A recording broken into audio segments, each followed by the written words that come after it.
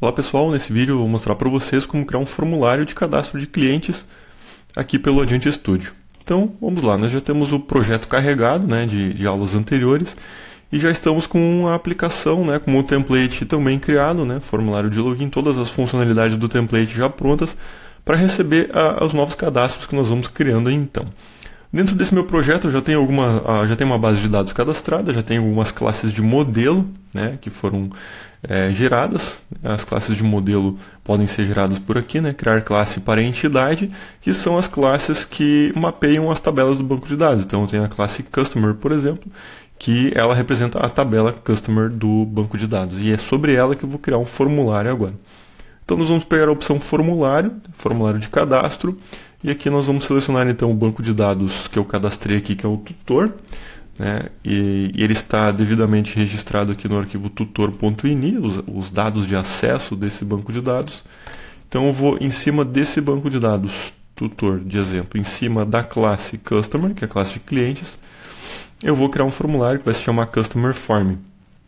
Eu posso criar o formulário completo, ou o padrão completo ele já tem os métodos abertos de edição e salvamento para que eu possa fazer alterações, e o padronizado ele só utiliza já essas funcionalidades prontas a partir de um trait do PHP e então não tem isso ali aberto para modificação. Vou deixar o completo, que daí já tem os métodos todos expostos ali. O formulário pode abrir no meio da página, em cima de uma janela ou de uma cortina lateral que se abre. Eu vou deixar por enquanto como página normal, e os campos eu posso ter label lado a lado com o campo ou label acima do campo. Vou deixar o horizontal lado a lado. E aqui nós temos os campos do formulário, que foram lidos da tabela, e nós vamos escolher alguns componentes, como por exemplo birthday, que é a data de nascimento. Nós vamos pegar o componente de seleção de datas, que é o tdate. Status vai ser, por exemplo, se eu não me engano é casado ou solteiro. Nós vamos utilizar uma combo. Aqui está certo, aqui está certo. O gênero, eu vou utilizar um radio group. Vai ser uma opção exclusiva. A categoria, ele já detectou aqui que está relacionado com a classe com a outra tabela, que é a categorias, pelo fato do nome da chave, tem um padrão. Aqui eu vou usar o componente dbcombo, que é uma combo alimentada a partir de uma outra tabela. E aqui a cidade eu vou deixar o Unique Search, que é um componente que, à medida que nós vamos digitando, ele vai autocompletando para a seleção de um único registro. A tabela tem o Created At e o Updated At, que são campos que nós vamos registrar a data de alteração e, enfim, a data de criação e alteração, mas isso é registrado automaticamente pelo framework, e esses campos não precisam vir para a interface. Só para fins de curiosidade, aqui está definido na classe Customer que a constante, o campo Created At é esse e o de Update é esse, então automaticamente o framework já vai alimentar essas informações. Então agora nós vamos pegar esse código aqui, nós vamos salvá-lo na pasta appcontrol. Aqui o normal é uma boa prática separar em diretórios conforme os módulos. Eu vou criar aqui só uma pasta testes e vou criar a classe aqui dentro, customerform.php. E agora eu vou tentar acessar essa classe aqui pelo URL. Obviamente eu não vou acessar porque eu tenho permissão negada. Eu tenho que cadastrar em primeiro lugar o programa no cadastro de programas, liberar para o grupo admin, pelo menos ele, que eu estou como administrador, recarregar as permissões da sessão, então eu posso acessar o programa, mas eu vou colocar ele no menu do sistema também. Eu vou usar aqui o editor de menu.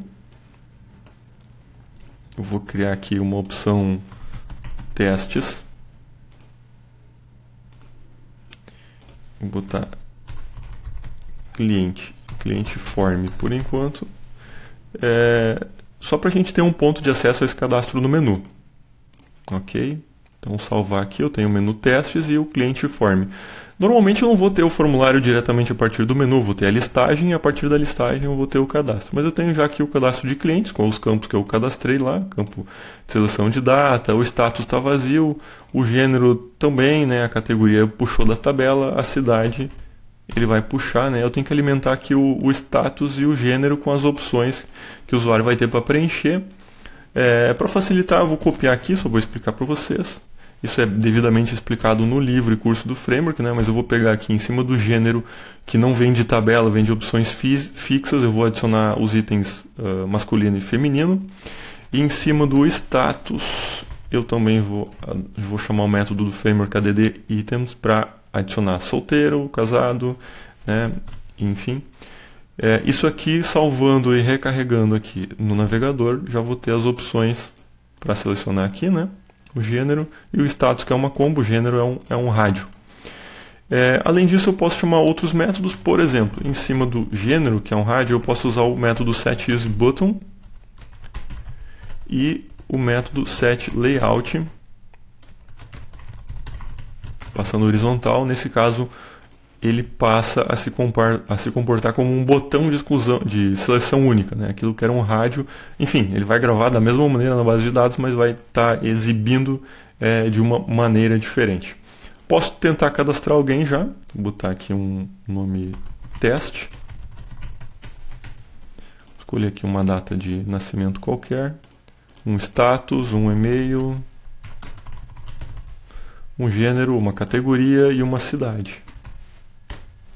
E vou salvar esse registro então. Salvou como registro 41, gerou um ID. Bom, o próximo passo é a gente fazer a listagem desse cadastro, mas caso queira, eu posso acessar. Enquanto eu não tenho a data grid pronta para editar esse registro, eu posso experimentar se a edição está funcionando, chamando o método de edição pela URL, passando o código do registro. Então eu posso passar, por exemplo, o registro de cliente 1, posso passar o 41, vejo que ele está editando. Por quê? Porque no código gerado, né, o código do cadastro de clientes, eu tenho no método construtor a declaração dos campos, né, a montagem do formulário no formato Bootstrap.